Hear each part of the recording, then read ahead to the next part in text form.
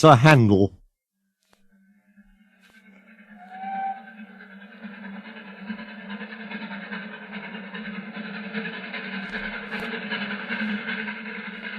The new engines looked very smart. One was called Sir Handel, and the other Peter Sam. "What a small shed," grumbled Sir Handel. "This won't do at all." "I think it's nice," said Peter Sam. "Huh!" grunted Sir Handel. "What's that rubbish?" "Shush, shush," said Peter Sam. "That's Skarloey, the famous old engine." "I'm sorry, Skarloey," he whispered. "Sir Handel's upset now, but he's quite nice, really." Skarloey felt sorry for Peter Sam. "No, Sir Handel," said the farmer next morning. "We'll get you ready." "I'm tired," he yawned. "Let Peter Sam go. He'd love it." "No," said the farmer. "Owner's orders, you're first." "Oh, well," said Sir Handel sulkily. "I suppose I must." When his driver arrived, Sir Handel puffed away to fetch the coaches. "Whatever next?" he snorted. "Those aren't coaches. They're cattle trucks." "Ooh!" screamed Agnes, Ruth, Lucy, Jemima, and Beatrice. "What a horrid engine!" "It's not what I'm used to," clanked Sir Handel rebelliously, making for the station. He rolled to the platform just as Gordon arrived. "Hello," he said. "Who are you?" "I'm Gordon. Who are you?" "I'm Sir Handel. Yes, I've heard of you. You're an express engine, I believe." "So am I, but I'm used to bogey coaches, not these cattle trucks." "Do you have bogey coaches?" "Oh, yes, I see you do. We must have a chat sometime.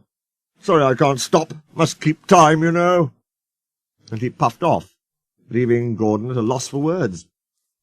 Come along, he puffed. Cattle trucks, grumbled the coaches. "We'll pay him out, we'll pay him out." Presently they stopped at the station. The line curved here and began to climb. It was not very steep, but the day was misty and the rails were slippery. "Hold back," whispered Agnes to Ruth. "Hold back," whispered Ruth to Jemima. "Hold back," whispered Jemima to Lucy. "Hold back," whispered Lucy to Beatrice.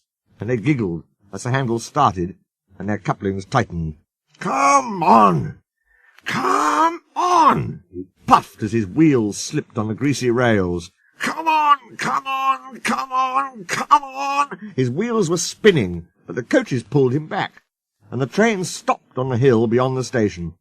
"I can't do it! I can't do it!" he grumbled.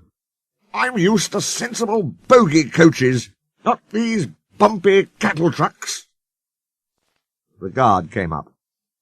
"I think the coaches are up to something," he told the driver. So they decided to bring the train down again to a level piece of line, to give Sir Handel a good start. The guard helped the fireman put sand on the rails, and Sir Handel made a tremendous effort. The coaches tried hard to drag him back, but he puffed and pulled so hard that they were soon over the top and away on their journey. The thin controller was severe with Sir Handel that night.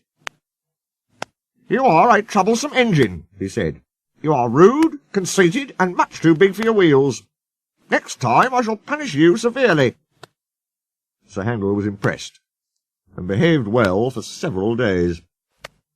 Then, one morning, he took the train to the top station. He was cross. It was Peter Sam's turn, but the thin controller had made him go instead. "We'll leave the coaches," said his driver, "and fetch some trucks from the quarry." "Trucks!" snorted Sir Handel. "Trucks!" "Yes," his driver repeated. "Trucks." Sir Handel jerked forward. "I won't," he muttered. "So there." He lurched, bumped, and stopped. His driver and fireman got out. "Told you," said Sir Handel triumphantly. He had pushed the rails apart and settled down between them. They telephoned the thin controller. He came up at once with Peter Sam and brought some workmen in a truck. Then he and the fireman took Peter Sam home with the coaches, while the driver and workmen put Sir Handel back on the rails. Sir Handel did not feel so pleased with himself when he crawled home and found the thin controller waiting for him. "You are a very naughty engine," he said sternly. "You will stay in the shed till I can trust you to behave."